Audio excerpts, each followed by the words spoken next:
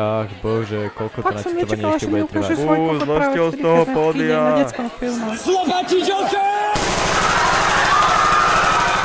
Chápeš to, zasraných 20 € som zaplatil za takúto sračku a ešte od mňa budú chcieť peniaze v mekáči.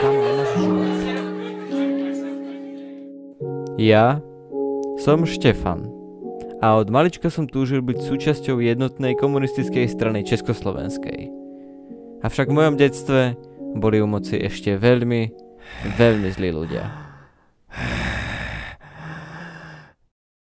Hehe, niekto tu porušuje emenste kunsteze. Sláva jablku! Heil jablko!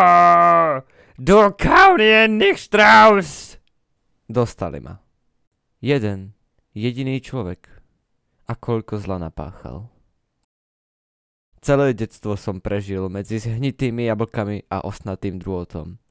V jablčnom bloku 17 sme sa delili o plesnivé jedlo, zatiaľ čo stráže hnojili našim strachom jablkové stromy. Ale raz v noci, pri večeri, som si spomenul na ten tunel, ktorý viedol do Sovietskej ríše. A rozhodol som sa, že ho objavím.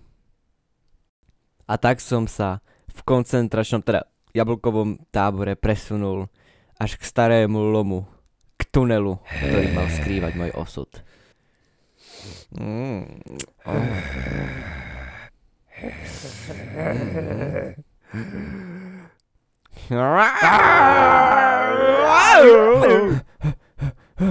Takže jedného dňa, až sa mi naskytla príležitosť, tak som začal kopať.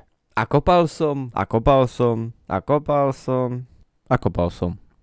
Až som našiel dávny skrytý poklad našou komunistickou stranou, ktorý mi umožnil dostať sa do úplne nového sveta.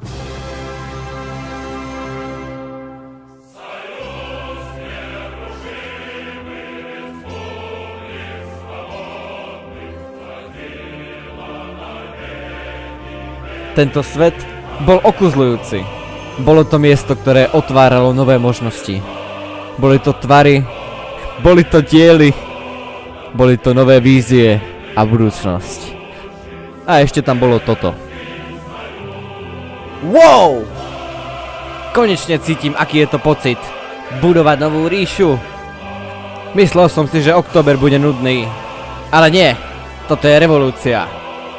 Októbrová revolúcia.